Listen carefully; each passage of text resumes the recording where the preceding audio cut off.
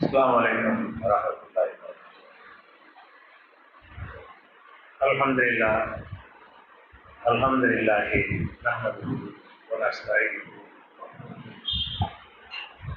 ونعوذ بالله من شرور أنفسنا ومن سيئات أعمالنا.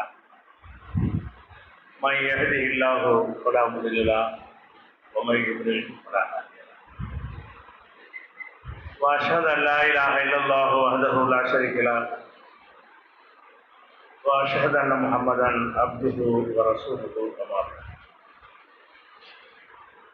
கண்ணியத்திற்குரிய எல்லாம் வல்ல அல்லாஹ் ஜல்ல ஷானஹு தஆலாவின் நல்லடியார்களே,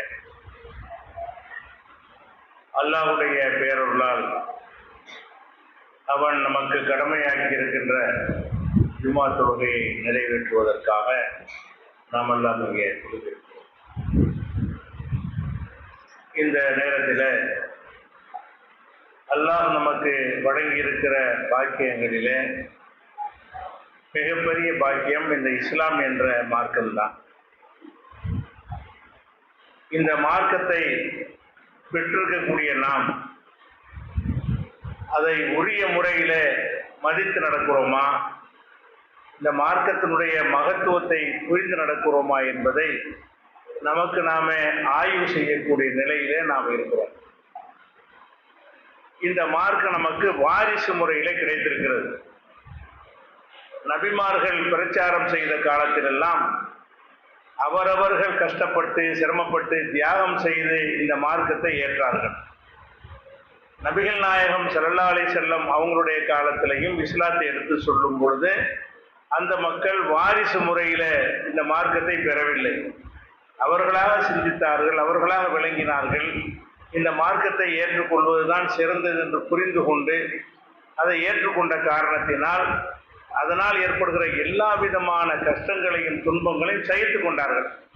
ஏனென்றால் இது எப்படிப்பட்ட மார்க்கம் என்று விளங்கிய காரணத்தினால் நம்ம ஏற்கனவே எப்படிப்பட்ட மூட்டிகத்தில் இருந்தோம், எப்படிப்பட்ட மூட நம்பிக்கையில் மூழ்கி கிடந்தோம், இன்றைக்கு ஒரு சிறந்த ஒரு கொள்கை அல்லாஹ் தந்திருக்கிறான் என்று விளங்கிய காரணத்தினால்தான் அந்த கொள்கையிலே நீடிப்பதற்காக வேண்டி உயிர் தியாகங்கள் செய்தார்கள், பொருளாதார தியாகங்கள் செய்தார்கள். சொந்த ஊரை விட்டு விரட்டப்படுகிற நிலை வரும் பொழுது கூட எனக்கு இந்த கொள்கை தான் வேண்டுமே தவிர இந்த ஊர் உலகம் சொத்து சுகம் எதுவும் தேவையில்லை என்று அர்ப்பணித்து விட்டு நினைஞ்சாங்க, அந்த கொள்கையில் இருந்தார்கள். அது காரணம் விளங்கி அந்த மார்க்கத்தை ஏற்றுக்கொண்ட காரணம்தான். இன்னைக்கு நாம் நம்ம பெற்றோர்கள் முஸ்லீமா இல்லாட்டி நாம் இந்த மார்க்கத்தை ஏற்றுப்போமா? நம்முடைய பெற்றோர்கள் முஸ்லீமா இருந்தார்கள், அவங்க இஸ்லாம்ங்கிற வழியில் நம்மளை வளர்த்தார்கள் என்ற காரணத்திற்காகத்தான் இந்த இஸ்லாத்தில் இருக்கிறோமே தவிர பலவிதமான கொள்கைகள்லாம் ஆய்வு செய்து சிந்தித்து பார்த்து இதுதான் சரியானது என்று தேர்வு செஞ்சு நம்ம ஏற்றுக்கொள்ளணும். தேர்வு செய்து ஏற்றுக்கொள்ளாத காரணத்தினால் இதில் பிடிப்பு குறைவாக இருக்கிறது. அன்றைய நபிமார்கள் காலத்தில் வாழ்ந்த மக்களுக்கும் நபி ஸல்லல்லாஹு அலைஹி வஸல்லம் காலத்தில் வாழ்ந்த மக்களுக்கும் எந்த அளவுக்கு இந்த மார்க்கத்தில் பிடிப்பு இருந்ததோ அதில் 1% கூட நமக்கு இல்லை. ஏனோ தானோ என்ற அடிப்படையில் மாத்திரம்தான் இந்த மார்க்கத்தின் மீது நம்ம பிடிப்பு வைத்திருக்கிறோம். அதனால தான் இந்த மார்க்கத்தில் ஈடுபாடு குறைவாக இருக்கிறது என்பதை பார்க்கிறோம். அப்போ இந்த மார்க்கத்தில் நம்ம பிடிப்பாக இருக்கிறோம் என்பதற்கு என்ன அளவுகோல் என்று சொன்னால், இந்த உலகத்தில் நமக்கு பலவிதமான ஆசாபாசங்கள் மூலமாக நம்ம வழிகெடுப்பதற்கு ஷைத்தான் முயற்சிக்கிறான்.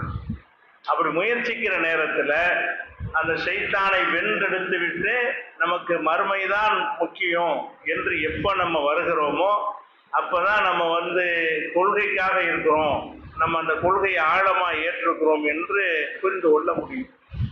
இதற்கு சான்றாக நம்ம சொல்வதாக இருந்தால், மூசா நபி காலத்தில் நடந்த சில சம்பவங்களை அல்லாஹ் நமக்கு ஒரு முன்மாதிரியாக எடுத்து காட்டுகிறான்.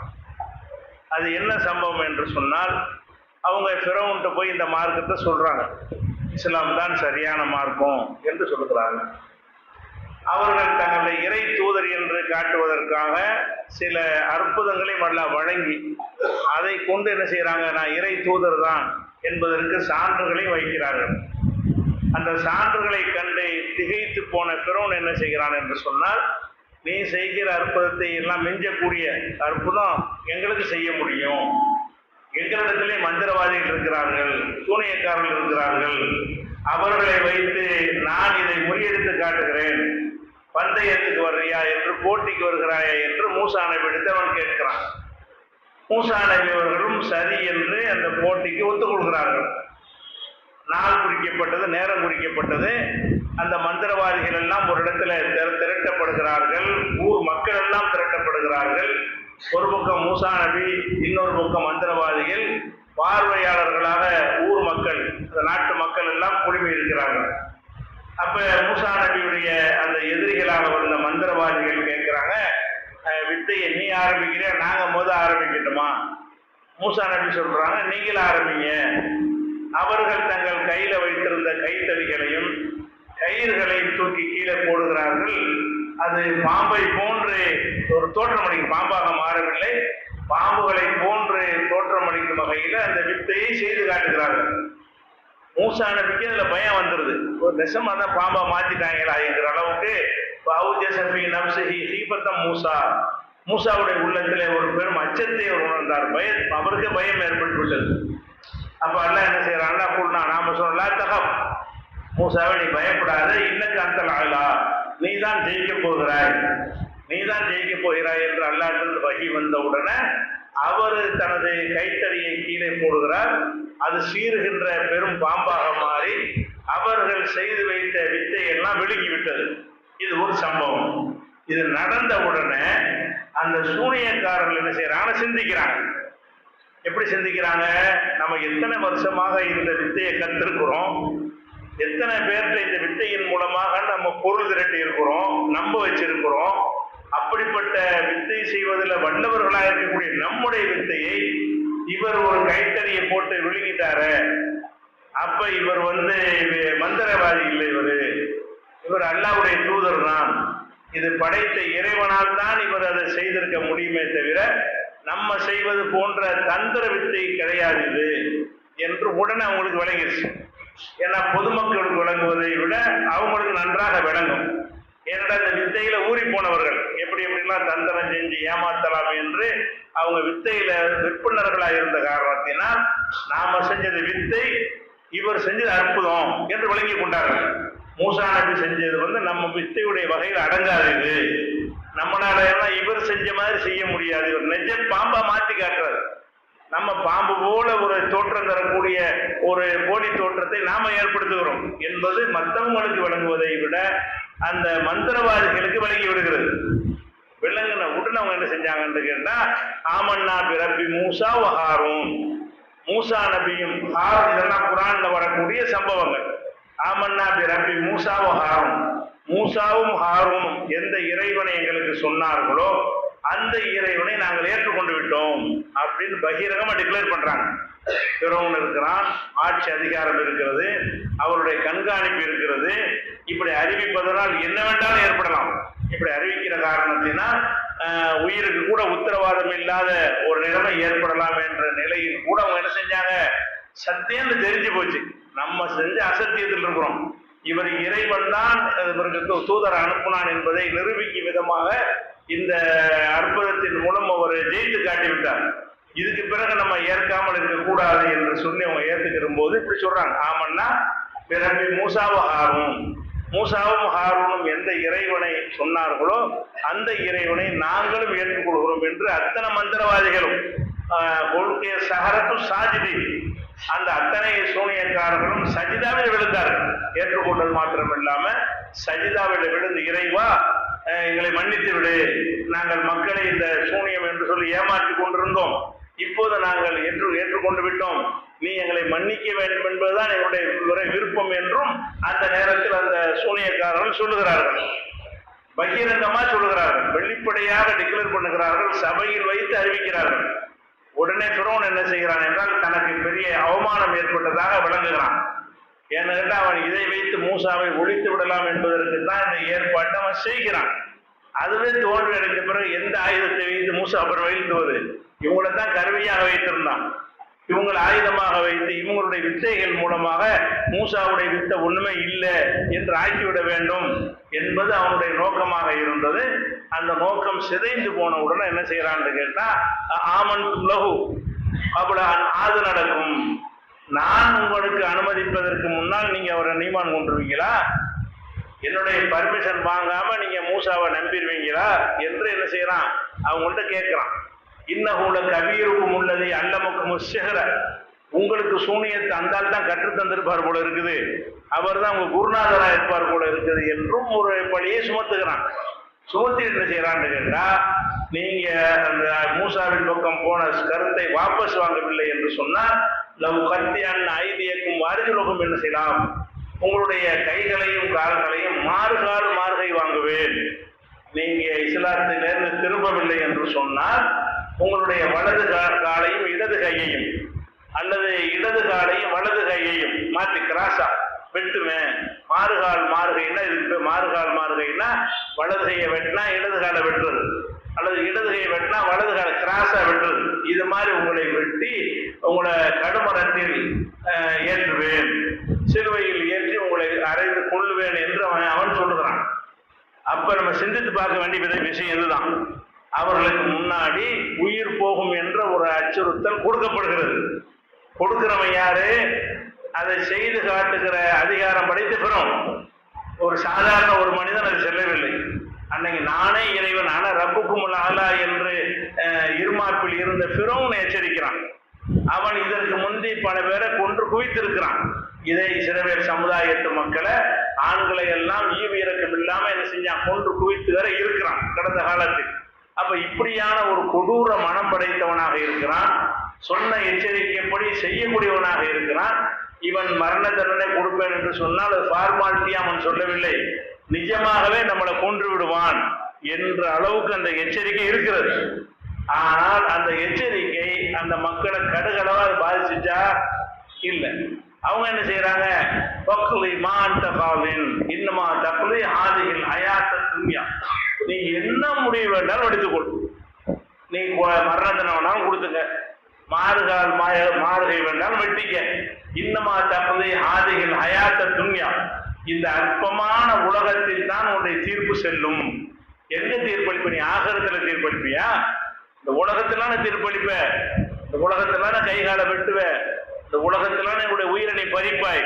உன்னுடைய தீர்ப்பு எல்லாமே இந்த உலகத்தில் தான் செல்லுபடியாகும். நாங்கள் மூசாவை ஏற்றுக்கொண்டு இந்த உலகத்துக்கு கிடையாது.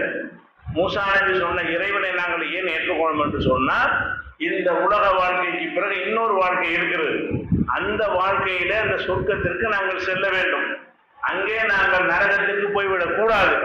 அதற்கு மூசாவை ஏற்றுக்கொள்வதுதான் ஒரே வழி என்பதற்குத்தான் நாங்கள் மூசாவை ஏற்றுக்கொண்டோமே தவிர, மூசாவை ஏற்றுக்கொண்டால் உலகத்தில் சொகுசாக இருக்கலாம், உலகத்தில் அதிகாரத்தோடு இருக்கலாம், அந்தஸ்தோடு இருக்கலாம், மரியாதையோடு இருக்கலாம், பதவிகளோடு இருக்கலாம் என்பதற்கு நாங்கள் ஏற்றுக்கொள்ளவே இல்லை.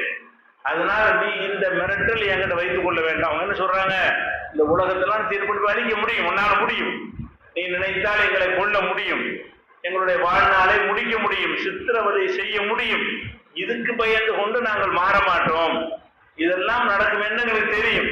நாங்கள் மூசா நபியை ஏற்றுக்கொண்டது இந்த உலகத்துக்கு கிடையாது, ஆகிரத்துக்கு தான் என்று சொல்லி இஸ்லாம் இப்பதான் மனசுல அவங்க நுழைஞ்சு நல்லா கவனிக்கணும்.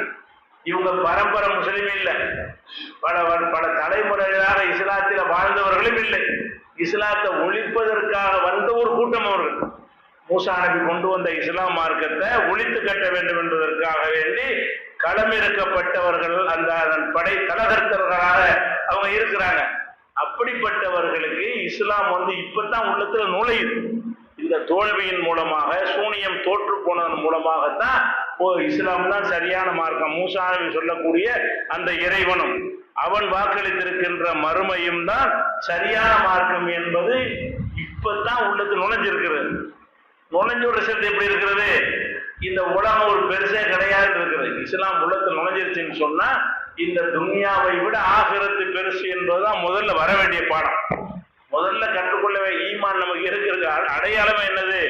இந்த துன்யாவா ஆகிரத்தா என்ற கேள்வி வறுமையானால் எனக்கு ஆகிரத்து தான், ஆகிரத்தை இழந்துதான் துன்யா கிடைக்கும் என்று இருந்தால் எனக்கு அந்த துன்யா தேவையே இல்லை. நாங்கள் என்றென்றும் நிரந்தரமா இருக்கக்கூடிய சொர்க்கத்திற்காகத்தான் நாங்கள் இந்த மார்க்கத்துக்கு வந்திருக்கிறோம். இதை விளங்குறதுக்கு பேர் தான் இஸ்லாம். இதைத்தான் சஹாபாக்கள் வழங்கினார்கள். ஒவ்வொரு நபிமாருடைய காலத்தில் உள்ள உம்மத்துகளை வழங்கினார். அதனால அவ்வளவு துன்பத்தை ஏற்றுக்கிட்டாங்க. சஹாபாக்கள் எதுக்கு அவனை அவ்வளவு துன்பங்களை ஏற்றுக்கொண்டார்கள்? கல்லால் அடிக்கப்பட்டாங்களா இல்லையா? சித்திரவதைக்கு உள்ளாக்கப்பட்டாங்களா இல்லையா? நாடு கடத்தப்பட்டார்களா இல்லையா? பலர் கொலை செய்யப்பட்டார்களா இல்லையா? அதிலிருந்து பயந்து அவங்க ஏன் ரிவர்ஸ்ல வரல? அவங்க இஸ்லாத்தை ஏற்றுக்கொண்டது இந்த உலகத்துக்கு இல்லை, நம்முடைய மரணத்துக்கு பிறகு ஒரு வாழ்க்கை இருக்கிறது. அந்த வாழ்க்கையில் நம்ம வெற்றி பெற வேண்டுமாக இருந்தால் முகமது நபி சொல்லக்கூடிய இந்த மார்க்கத்தை ஏற்றுக்கொள்வதில் தான் அது இருக்கிறது.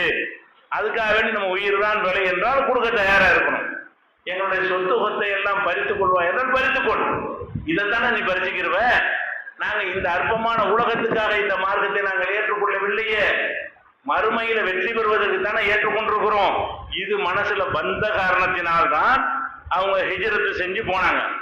ஹிஜ்ரத்துனா என்ன? வீடு வாச சொத்து சுகம் எல்லாத்தையும் தியாகம் செய்து விட்டு அவங்க இன்னொரு ஊர்ல போய் அகதிகளாக அனாதைகளை போல வாழும் நிலைமையை தேர்ந்தெடுத்து கொண்டார்கள். அது என்ன காரணம்?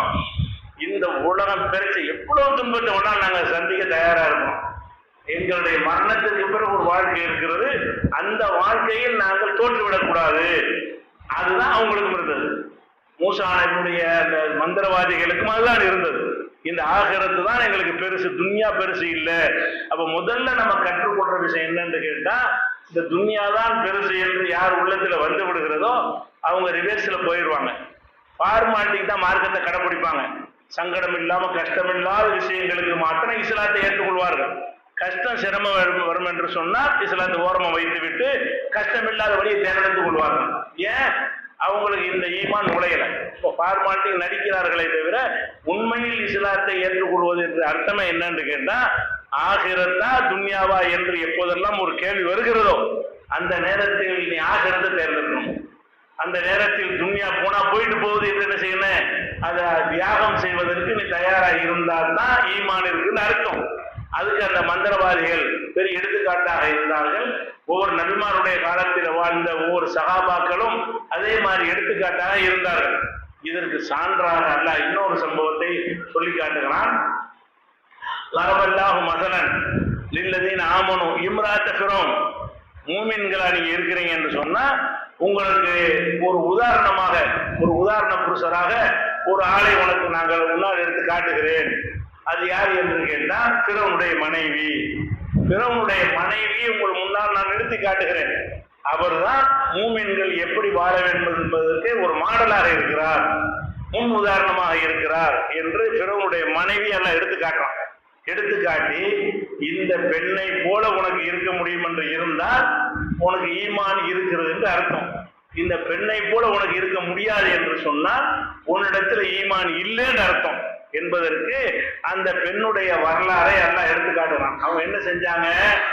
ஃபிரௌனுக்கு மனைவியா இருந்தாங்க. ஃபிரௌனுக்கு மனைவியா என்ன அர்த்தம்? பட்டத்து ராணின்னு அர்த்தம்.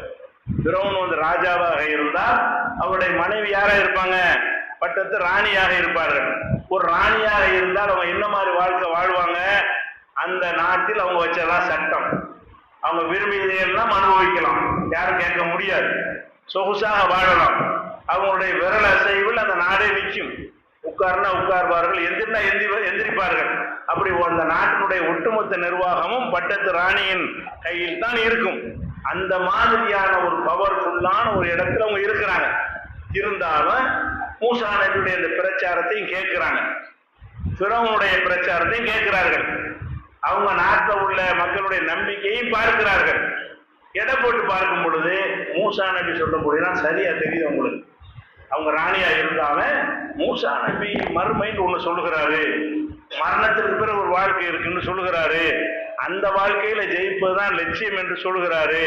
நாம இந்த ராணியா இருந்து நம்ம என்னத்தை நம்ம அனுபவித்தாலும் மௌத்துக்கு பிறகு என்ன, மரணத்துக்கு பிறகு நிலைமை என்ன, அது என்று நிரந்தரமான வாழ்க்கை ஆயிடுச்சு.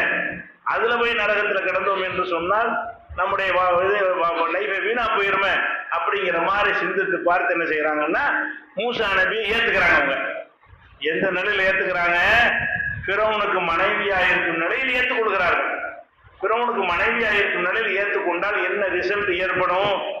ரெண்டு விஷயங்கள் ஏற்படும். ஒண்ணு, இருக்கிற இன்பங்களை எல்லாம் இழக்க வேண்டி வரும். இல்லாத துன்பங்களை எல்லாம் சுமக்க வேண்டி வரும். பிறவுனா சும்மா விட்டுருவானா? அரண்மனை வாசத்தை விட்டு விரட்டி அடிப்பான், சித்திரவதை பண்ணுவான், அடிப்பான், உதப்பான், என்னென்ன துன்பங்கள் அவனுக்கு செய்ய முடியுமோ அதெல்லாம் செய்வான். நேற்று வரைக்கும் அவங்க பட்டத்து ராணியாக மதிக்கப்பட்டவர்கள் இன்னைக்கு சிறையில் அடைக்கப்பட்ட ஒரு கொடூரமான நிலையில, ஒரு கையர் நிலையில வைக்கப்பட்டு விடுவார்கள் என்று அவங்களுக்கு தெரியும். தெரிந்தாலும் அதை ரகசியமா கூட வச்சுக்கிறவங்க விரும்பல. அவங்க என்ன செய்யறாங்க? ஃபிரௌன்ட்டே டிக்ளேர் பண்றாங்க, நான் மூசாவை ஏற்றுக்கொள்கிறேன், மூசாவுடைய அந்த கொள்கையை நான் ஏற்றுக்கொள்கிறேன், மூசா சொல்லக்கூடிய இஸ்லாம் மார்க்கத்தை நான் பின்பற்ற போகிறேன் என்று. நீ சொல்லக்கூடிய மார்க்கத்தை நீ பின்பற்ற மாட்டேன், நீ கடவுளும் கிடையாது. அவன் கடவுள் தான் சொன்னான், ஆனா ரப்புக்கும் ஆளா, நான் தான் உங்களுக்கு பெரிய கடவுள் என்று சொன்னான். நீ பெரிய கடவுள் கிடையாது, பெரிய கடவுள் என்பவன் அல்லாஹ் ரப்புல் ஆலமீன் தான் என்று மூசா நபியிடத்துல, அந்த மூசா நபியுடைய மார்க்கத்தை ஏற்றுக்கொண்ட அந்த ஃபிரௌனுடைய மனைவி பகிரங்கமாக அறிவிக்கிறார்கள். அறிவிச்சா என்ன நடக்கும்? அதான் சொல்லி காட்டுறான் குர்ஆன்ல, ரப்பி புனிலி இந்தக பைத்தன் ஃபில் ஜன்னா. இந்த மூசா நபி ஏற்றுக்கொண்டவுடன் அந்த அம்மா சித்திரவதைக்கு உள்ளா என்ன செய்யறாங்கன்னு கேட்டா, இறைவா எனக்கு சொர்க்கத்தில் ஒரு மாளிகையை கொடுத்துரு, இப்பவும் பெரிய அரண்மனையில தான் இருக்கிறேன், சொகுசான வாழ்க்கையில தான் வாழ்றேன், இது நிரந்தரம் கிடையாது, என்னுடைய மரணத்தோடு இது முடிஞ்சு போய்விடும், அதுக்கு பிறகு ஒரு வாழ்க்கை இருக்கு, அங்க நான் நல்லா இருக்கணுமா இருந்தால் எனக்கு சொர்க்கத்தில் ஒரு மாளிகையை தருவாயாக, வனஜ்ஜினி மின் ஃபிரௌன வ அமலிஹி, ஃபிரௌனிடமிருந்தும் அவனுடைய சித்திரவதையிலிருந்தும் என்னை காப்பாற்றுவாயாக, வனஜ்ஜினி மினல் கௌமில் ஸாலிமீன், அநியாயக்கார கூட்டத்திலிருந்து என்னை காப்பாற்றுவாயாக என்று துஆ செய்கிறான். அப்ப அநியாயம் செய்யப்பட்டாங்கன்னு விளங்குகிறது, பல துன்பங்களுக்கு ஆளானார்கள் என்று விளங்குகிறது, அவங்க இந்த அரண்மனை வாழ்க்கை இழந்தார்கள் என்று விளங்குகிறது. அதனால இந்த சொர்க்கத்தில் ஒரு மாளிகையை கூட இவனுடைய கொடூரத்திலிருந்து என்னை காப்பாற்றிரு என்று கேட்டார்களே, அங்கதான் உங்களுக்கு முன்மாதிரியா இருக்கிறார்கள். நீங்க மூமினாக இருந்தால் இந்த அம்மாவை போல இருக்க வேண்டும், பிறவனுடைய மனைவியை போல உங்களுடைய வாழ்க்கை அமைத்துக் கொள்ள வேண்டும். அப்படி அமைத்துக் கொண்டால்தான் நீங்கள் மூமின் என்று அல்லாஹ் மூமினுக்கு ஒரு மாடலாக பிறவனுடைய மனைவியை நமக்கு முன் உதாரணமாக எடுத்து காட்டுகிறான். அப்ப உங்களுக்கு ஈமான் நுழைந்தவுடனே எல்லாம் என்ன ஆகுதுன்னு கேட்டா, இந்த அரண்மனை வாழ்க்கை ஒரு பெருசாவே தெரியல, அவங்க அணிந்திருந்த ஆபரணங்கள் அதெல்லாம் பெருசா தெரியல, உலகத்தில் பயன்படுத்திய ஆடை போன்ற அணிகலன்கள் அதெல்லாம் பெருசாவே தெரியல, அவங்களுக்கு இருந்த அந்த செல்வாக்கு அது பெருசா தெரியல, அவங்களுக்கு இருந்த ஒரு அதிகாரம் அது பெருசாக தெரியவில்லை. வேற எது பெருசா தெரிகிறது? இதெல்லாம் ஒண்ணுமில்லை. எவ்வளவு நாளைக்கு இருக்க போறோம்? ஒரு 20 வருஷம் இருக்கலாமா, 30 வருஷம் இருக்குமா, எவ்வளவு நாளைக்கு வாழ போறோம்? இதுக்கு அப்புறம் என்ன? இந்த மரணத்துக்கு பிறகு என்ன நிலைமை? அங்க நம்ம நல்லா இருக்க வேண்டும் என்று இருக்குமே. ஆனால் இதை தூர எரிந்து விட்டு எனக்கு இதுதான் சரி என்று பகிரங்கமா டிக்ளேர் பண்ணணும். பண்ணினார்கள் என்று சொன்னால் அவங்க இந்த உலகத்தில் உள்ள எல்லாத்தையும் இழப்பார்கள், துன்பங்களையும் சுமப்பார்கள். பரவாயில்லை, எனக்கு அதுதான் வேண்டும் என்று சொல்லி அவங்க என்ன செஞ்சாங்க? மறுமையை ஏற்றுக்கொண்டார்களா இல்லையா? இந்த பெண்ணிடத்தில் தான் மூமின்களுக்கு முன்மாதிரி நல்லா சொல்லி காட்டுறோம். இந்த தன்மை நம்மகிட்ட கடுகளவாவது இருக்குதா? நம்ம மூமினா வாழ்கிறோமே, துன்யாவுடைய பிரச்சனைன்னு வரும்போது நம்ம என்னவாயிடுறோம்? மாறிக்கிறோமா இல்லையா? ஒரு வியாபாரம் செய்கிறோம், கொடுக்குறோம், நோம்பலாம் வைத்து கொடுக்குறோம், அதெல்லாம் ரமலான் வந்தா என்ன செய்யறோம்? பள்ளி வாசல நிறைக்கிறோம். ஒரு பக்கத்துல லேசா ஈமான் இருக்குன்னு நினைச்சிட்டு நம்ம இருக்கிறோம். அதே நேரத்துல நீங்க செய்கிற வியாபாரத்துல கலப்படத்தின் மூலமாக, மோசடியின் மூலமாக, ஏமாற்றுவதன் மூலமாக கொஞ்சம் பணம் அதிகம் கிடைக்கும் என்றால் அது செய்கிறீங்களா இல்லையா? உங்களுடைய வியாபாரத்தில் நம்ம நேர்மை இல்லாமல் நடந்தால் நமக்கு அதிக லாபம் கிடைக்கும் என்று இருந்தால் நம்ம எதை தேர்ந்தெடுக்கிறோம்? எனக்கு ஆகிறது பிரச்சனை கிடையாது, இங்க நல்லா இருக்கணும், இங்க நான் நல்லா இருக்கணுமாக இருந்தால் எந்த மாதிரியான வருவாய் வந்தாலும் பரவாயில்லைன்னு நினைக்கிறோமா? முடிஞ்சிருச்சு கதை. நம்ம கிட்ட என்ன இல்லை? அந்த பிறனுடைய அந்த மனைவியுடைய தன்மை நம்ம இடத்துல இல்லை. இந்த உலகத்தில் நான் நல்லா இருப்பதற்காக வேண்டி எதை வேணாலும் இழப்பேன் அப்படிங்கிற அளவுக்கு நம்ம நடக்கிறோமா இல்லையா? யார் நடக்கிறோம்? தௌஹீதுன்னு சொல்லக்கூடியவர்கள் நடக்கிறோம், முஸ்லீம்னு சொல்லக்கூடிய நடக்கிறோம். இந்த இஸ்லாம் வளர்ந்ததை எதை வச்சு வளர்ந்ததுன்னு சொன்னா பெரிய பெரிய பயான்களை வச்சு வளரணும். நபிகள் நாயகம் ஸல்லல்லாஹு அலைஹி வஸல்லம் காலத்திற்கு பிறகு இந்த தொண்டி வரைக்கும் இஸ்லாம் வந்திருக்கிறது என்று சொன்னால் எப்படி வந்தது? அவங்களுடைய பாடம் பற்றின தோழர்கள் பல பகுதிகளுக்கும் போனார்கள், போய் அந்த மக்களோட மக்களா வாழ்ந்து காட்டினார்கள். இவங்களுடைய வாழ்க்கையில இருந்தது நேர்மை தான் அந்த மக்களுக்கு. அவங்க பெரிய தமிழ் மொழியெல்லாம் படிச்சுக்கிட்டு பிரச்சாரம் செய்ய வரல, இந்த மக்களோடு வாழ்ந்து காட்டுறாங்க. இவங்கள்ட்ட இருக்கிற நேர்மை, ஒழுக்கம், பண்பாடு இதெல்லாம் பார்த்து ஈர்க்கப்பட்டவர்களால் தான் இஸ்லாம் எல்லா பகுதிக்கும் பரவியது. அப்படிப்பட்ட ஒரு நிலைமையில தான் நம்ம இருக்கிறோமா? சிந்தித்து பாருங்க. நம்ம சரியான முஸ்லிமா இருந்தால் இன்றைக்கு இந்தியா முழுசுமா முஸ்லிம்களை மாறி இருப்பாங்க. எல்லா விதமான மற்றவர்கள் செய்கிற எல்லா காரியத்தையும் செய்கிறோம். முஸ்லிம் என்று சொல்லிக் கொள்கிறார்கள் இளைஞர் சமுதாயத்தினர். ஒரு பக்கம் என்ன செய்கிறாங்கன்னா மதுபானம் இறந்துறாங்க, வெள்ளிக்கிழமைக்கு ஜும்மாவுக்கும் வருகிறார்கள், அடுத்த பக்கம் கஞ்சா அடிக்கிறார்கள், அடுத்த பக்கம் புகைப்பிடிக்கிறார்கள், மார்க்கம் தடுத்திருக்கிற அந்த ஹராமான காரியத்தை ஒரு பக்கம் செய்கிறார்கள். எதுக்காக வேண்டி? இந்த உலகத்துல சுகமாக இருக்கிறது என்ற ஒரு காரணத்திற்காக வேண்டி, எனக்கு மறுமை பிரச்சனை இல்லை, சொர்க்கம் போனாலும் பரவாயில்லை, நரகத்துக்கு போனாலும் பரவாயில்லை, இந்த ஒரு சின்ன ஒரு இன்பம் எனக்கு கிடைக்க வேண்டும் அப்படின்னு தானே புகைப்பிடிக்கிறாங்க, மதுபானம் இருந்துக்கிறார்கள். கஞ்சாவுக்கு உட்பட்ட எத்தனை இளைஞர்களை சீர்லிருந்து கொண்டிருக்கிறார்கள். கஞ்சாவை அடித்துக் கொள்கிறார்கள், ஜும்மாவுக்கு வருகிறார்கள். கஞ்சா ஒரு பக்கம் அடிக்கிறார்கள், 5 வேளை தொழுகைக்கும் சில பேர் போகிறார்கள். அப்ப அவங்க உள்ளத்துல என்ன நுழையல? துன்யாவை விட ஆகிரத்து பெருசு நுழையல. இந்த துன்யாவை விட மறுமைதான் பெருசு நினைப்பார்களே. ஆனால் நம்ம இந்த கஞ்சா அடித்தோம் என்று அல்லாஹ் கேட்பானா இல்லையா? நரகத்துல போடுவானா இல்லையா? அது நமக்கு தாங்க இயலுமா? அந்த துன்பத்தை தாங்குற அளவு வலிமை எவனுக்காவது இருக்குமா? இதை நினைத்து பார்ப்பார்களே. ஆனால் இந்த தீய பழக்கங்கள் ஒன்று இருக்குமா? இருக்கிறது. முஸ்லீம்னு சொல்றார்கள், இருக்கிறது. அப்ப நாங்க மார்க்கத்தை பேணுகிறோம் என்கிறார்கள், அவங்கள்ட்ட இருக்கிற காட்சியை பார்க்கணும். அது மாதிரி திருமணம் காட்சி நடத்துறாங்கன்னு சொன்னா அதுல ஆடம்பரம், அதுல வரதட்சணை, ஆடல் பாடல், கூத்து கும்மாளம், இதுகளை எல்லாம் கல்யாணத்தின் பேரில் நடத்துகிறார்கள். அது என்ன கல்யாணம்? இஸ்லாமிய கல்யாணம், பேரு இஸ்லாமிய திருமணம். பத்திரிகை அடிச்சு என்ன செய்யறாங்க? இஸ்லாத்தின் பேரால் கல்யாணம் பண்றோங்கிறீங்க. இஸ்லாத்திற்காக நீங்க கல்யாணம் பண்ணுவதாக இருந்தால் இஸ்லாம் தடுத்திருக்கிறது எப்படி உங்களுக்கு செய்ய முடிகிறது? இஸ்லாம் தடை செய்திருக்கிற கச்சேரிகள், ஆடல் பாடல், கூத்துக்களை எல்லாம் உங்களால் எப்படி செய்ய முடிகிறது?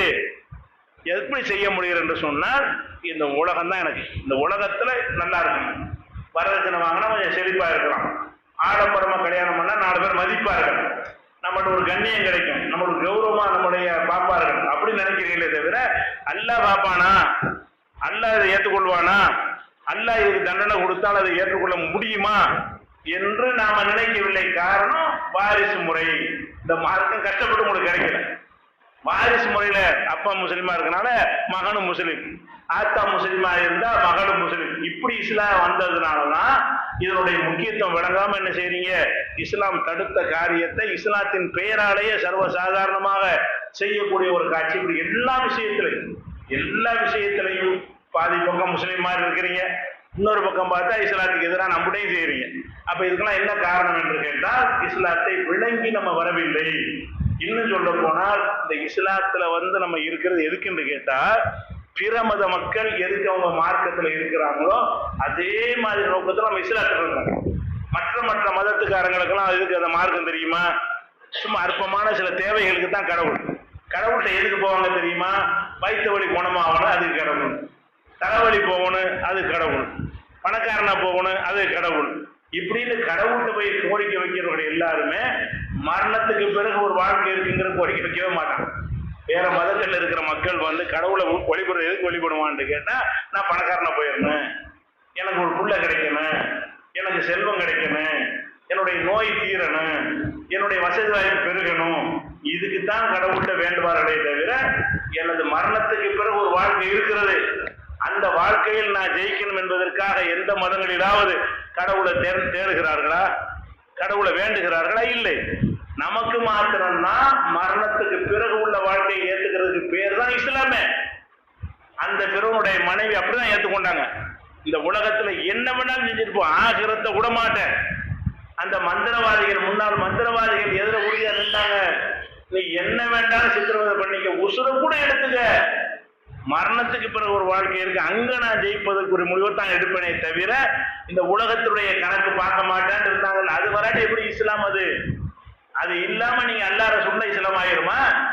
லா இலாஹ இல்லல்லாஹ் முஹம்மது ரசூலுல்லாஹ் நம்ம முஸ்லீம் ஆயிருவோமா? முதல் விஷயமே என்னவா இருக்கணும்னு கேட்டா, அல்லாஹ்வை நம்ம ஏற்றுக்கொள்வதாக இருந்தாலும் சரி, முகமது நபி ஏற்றுக்கொள்வதாக இருந்தாலும் சரி, இந்த மரணத்திற்கு பிறகு ஒரு வாழ்க்கை இருக்கிறது, அந்த வாழ்க்கையில் ஜெயிக்க வேண்டும், அதுக்கு தோல்வி அடையக்கூடிய எந்த காரியத்தை நான் செய்ய மாட்டேன், இந்த காரியம் என்னுடைய மறுமையை பாழாக்கும் என்றால் நான் செய்ய மாட்டேன் இந்த காரியத்தினால் எனக்கு மறுமையில் நஷ்டம் என்றால் நான் செய்ய மாட்டேன். அது எவ்வளவு பெரிய சாதகமான லாபகரமான விஷயமா இருந்தாலும் நான் நாட மாட்டேன். அப்படிங்கிற ஒரு நிலைக்கு வந்தால் மாத்திரம்தான் நம்ம நிஜமான மூமினா இருக்கிறோம் அர்த்தம். பிறவனுடைய மனைவியை போல இருக்கிறோம் அர்த்தம். நபித்தோழர்களை போன்ற ஈமான் நம்ம உள்ளத்தில் இருக்குன்னு அர்த்தம். அப்ப இதிலே நம்ம கோட்டை விட்டு கொண்டிருக்கிறோம்.